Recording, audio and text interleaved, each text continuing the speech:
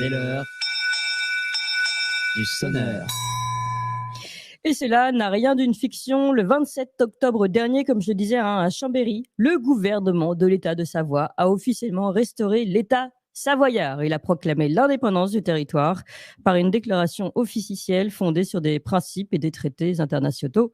Cet État savoisien dispose d'un gouvernement de transition présidé par Monsieur Thierry Bécourt. Il a même des ministres, des ambassadeurs, tout ce qui pourrait constituer donc un gouvernement. Et il compte bien mettre en place un processus constituant pour aller au bout de son projet d'indépendance. Alors pour tout comprendre sur ce sujet, nous sommes ce matin en direct avec le vice-président et porte-parole du gouvernement de l'État de Savoie, Monsieur Hervé Gavillier. Bonjour, Monsieur Hervé Gavillier. Bonjour Clémence, merci d'être invité. Ouais, non, c'est nous qui vous remercions d'être avec nous aujourd'hui. Alors racontez-nous tout, c'est-à-dire déjà, je pense que la plupart des Français apprennent que la Savoie est indépendante. Oui, alors elle est indépendante parce que c'est le dernier pays qui a été colonisé 30 ans après l'Algérie. Et je dirais que même 80% des Savoyards l'ignorent. Oui. Donc nous avions, comment dirais-je, pratiquement pour obligation de décoloniser la Savoie, puisque dans tous les traités de paix et dans la charte de l'ONU, la décolonisation est obligatoire et qu'elle s'est trouvée suspendue parce que le fameux traité de 1860 d'annexion n'a pas été réinscrit à l'ONU, comme par hasard. Alors, attendez, parce qu'on va revenir. Oui, ça fait beaucoup d'informations. Oui, ça fait beaucoup. Alors déjà, là, donc d'après vous, la Savoie a été colonisée par la France, si je vous entends bien. Oui, voilà. En 1860, il y a eu en 1858, il y a eu des accords entre Napoléon III et Victor Emmanuel II. Napoléon III est parti combattre les Autrichiens et leur a arraché la Lombardie. Et ils ont fait un échange entre la Lombardie et la Savoie. Oui. Et qui s'est finalisé par la signature d'un traité très mal signé, avec des articles qui sont, du point de vue du droit international, illégaux. Donc ils ont fait cet échange entre la Lombardie, le territoire de Lombardie et le territoire de Savoie. Et puis ensuite, ils ont fait un pseudo-référendum qu'ils appellent le plébiscite, avec baïonnette dans le dos et uniquement des bulletins oui. Voilà, ça a été retranscrit historiquement par des journalistes étrangers. Donc voilà, à l'époque, on bourrait pas les urnes, il suffisait de mettre une baïonnette dans le dos du votant, de l'électeur, pour faire passer la chose. Voilà. D'accord, donc finalement, vous remettez voilà. ce traité en question. Ah ben complètement, parce que bon, déjà, on peut dire qu'il était pratiquement illégal à sa signature, en plus mal signé. Il manque la dernière signature du duc, mais en plus, il n'avait jamais été inscrit à la SDN.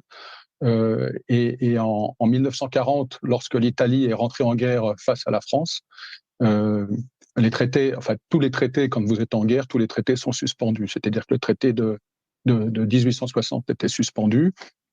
Et ce qui fait que, on va dire que la Savoie, en juin 40, est devenue, on va dire, un territoire libre. D'accord. Et puis, en 47, à la signature du traité de paix, dans l'article 44, comment dirais-je, il y a une obligation de décolonisation. Par exemple, on ne le sait pas, mais ça m'avait mis la puce à l'oreille à l'époque, le Danemark, à ce moment-là, a décolonisé l'Islande. Ah oui. Ça semble étonnant, mais en fait, ils ont traîné les pieds, ça a été dur pour eux parce qu'ils ont tiré à de gros bénéfices. Et à partir du moment où l'Islande a été décolonisée, la population a enfin augmenté parce qu'elle périclitait. D'accord. Eh bien, chez nous, c'est la même chose. On était colonisés. Et le fait que l'Italie et la France n'inscrivent pas le traité à l'ONU, c'était une façon de cacher l'affaire, de ne pas dire qu'on était colonisés, de cacher l'affaire à la fois aux Savoisiens, à la fois à l'ONU, parce que l'ONU possède un comité des 24, qui est un comité de décolonisation. Et là, ils auraient tiré la sonnette d'alarme en leur disant « Ah, la Savoie doit se décoloniser ». Et il se trouve que la population de 47 n'est pas la population d'aujourd'hui. La population de 47 n'avait pas oublié toutes les exactions de Napoléon III, celles de Napoléon Ier et celles de la terreur de la Révolution. Mmh. D'accord. Donc aujourd'hui, vous dites, bah, finalement, depuis 47, la France occupe illégalement la Savoie, et C'est ça. vous déclarez l'indépendance de ce territoire. Comment ça fonctionne, puisque en fait là, certains peuvent croire que c'est une blague, mais pour vous c'est extrêmement sérieux. Comment ça Tout à fonctionne, fait. la déclaration d'indépendance, et puis surtout, quel serait l'intérêt pour la Savoie à cette indépendance? Alors, comment ça fonctionne là? Nous, on a choisi de suivre le droit international, donc ce qu'on appelle le protocole de Montevideo.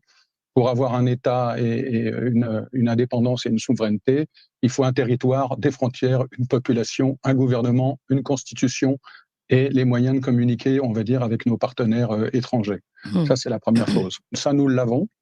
Nous avons fait notre déclaration en bonne et due forme.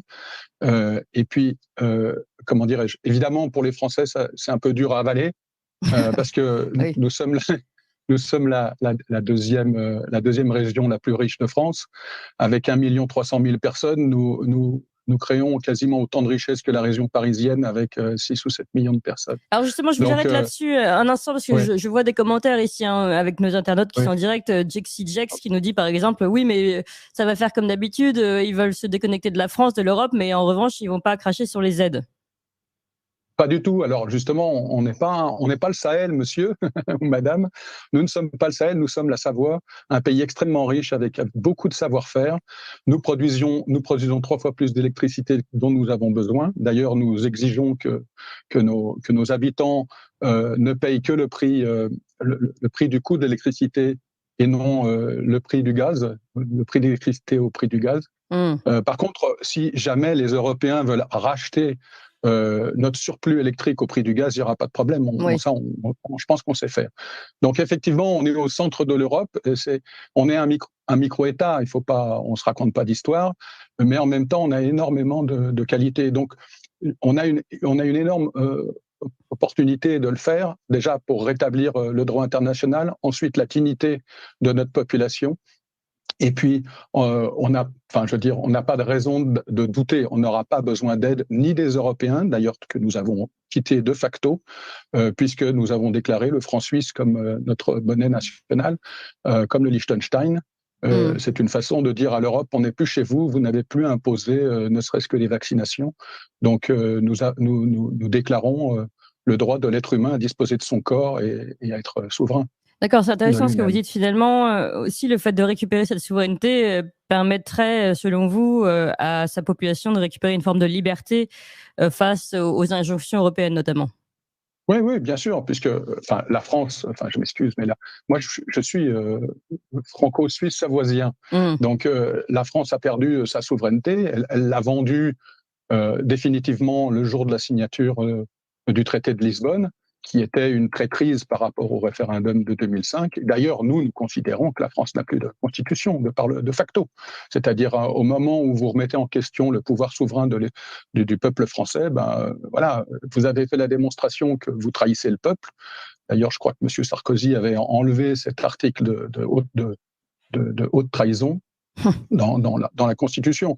Donc voilà, pour nous, la France ne gère plus rien et l'Europe est une grosse farce capitaliste qui est là pour exploiter les populations. D'accord. Et vous qui êtes, vous l'avez dit, d'origine française, J'ai des euh, origines françaises, oui, j'ai une maman qui était française. Oui.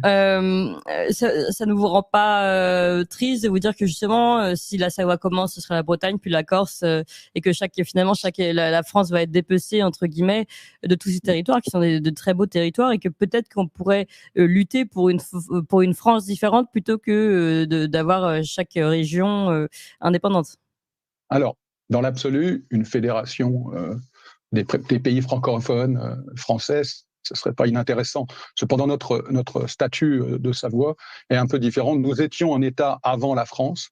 Mmh. D'ailleurs, j'ai découvert il y a quelques mois que c'est Louise de Savoie qui a apporté le français à la cour et que c'est son fils François Ier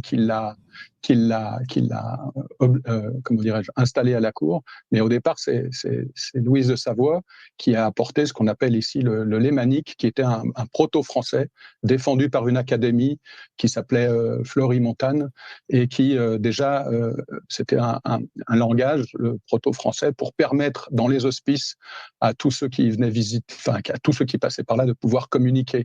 Donc c'était déjà l'idée de pouvoir échanger avec une langue précise et qui finalement est devenue une langue diplomatique, même si on l'oublie un peu aujourd'hui, si les représentants de la langue française aujourd'hui ont complètement oublié ce fait, à la fois de diplomatie et à la fois de historique, puisqu'on a vu que M. Macron l'a complètement évacué lors de son discours du 30 octobre à Villars-Cotterêts. Oui. Hervé Gabillet, est-ce que vous ne considérez pas aussi qu'aujourd'hui, on a parlé avec des indépendantistes corses également récemment, que finalement la France a péché peut-être par un manque d'union et d'union qui se fait aussi à travers son histoire, une culture, une identité forte, et que face à cette identité qui se désagrège, finalement chaque région peu à peu va, vous dites que vous êtes différent parce que vous existiez déjà avant, mais chaque région va revendiquer sa propre identité et sa propre richesse. Alors, moi, je respecte les indépendantistes. On peut absolument, je peux absolument pas discuter sur leur démarche, qui est très très différente de la nôtre.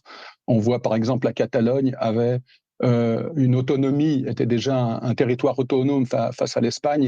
Il était inscrit dans leur autonomie qu'ils ne pouvaient pas réclamer l'indépendance. Alors, pour ce qui est de la Corse, je connais pas assez leurs histoires. On a des liens avec les indépendantistes. Hein. On a quelques Bretons, quelques Basques et quelques Corses qui se sont intéressés au sujet, avec qui on échange. On a aussi des Savoyards valaisans, donc suisses, et puis des Savoyards de la vallée d'Aoste jusqu'à Turin. Mais entre guillemets, je ne sais pas si la France a péché.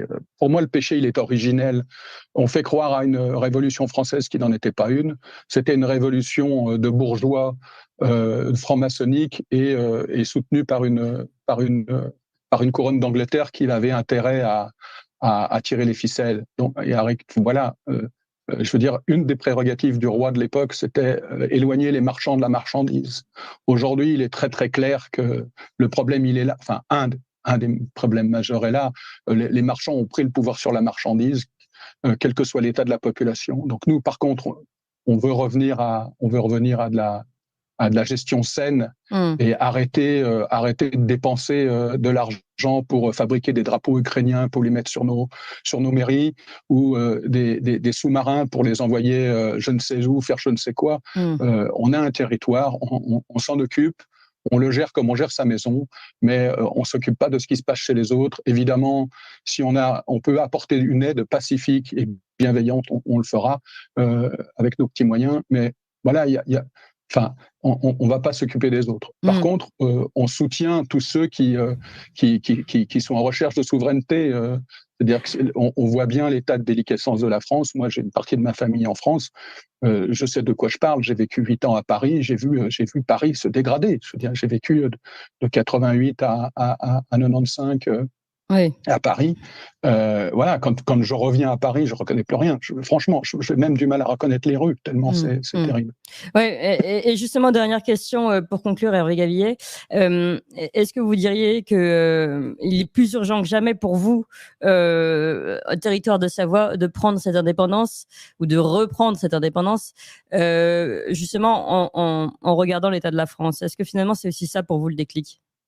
Tout à fait. Nous quittons le bateau ivre français, mais en même temps, c'est aussi un message d'espoir. C'est-à-dire que nous souhaitons être exemplaires et montrer la direction à tous, enfin à tous ceux qui voudront bien voir notre exemple. Et voilà. Après, on ne va pas s'immiscer dans leurs affaires, mais on fera ce qu'il faut pour être. Enfin, on va travailler pour être exemplaires et ne pas retomber dans les travers français, qui est des taxes d'un côté et puis des services qui s'écroulent de l'autre. Voilà. Oui. Chez nous, il n'y aura pas de TVA. La TVA n'a été inventée que pour payer une dette privée. Vous enlevez la dette privée, vous enlevez la TVA. Et vous voyez que les deux choses arrivent au même moment dans l'histoire. Hein, c'est 1970, 1971.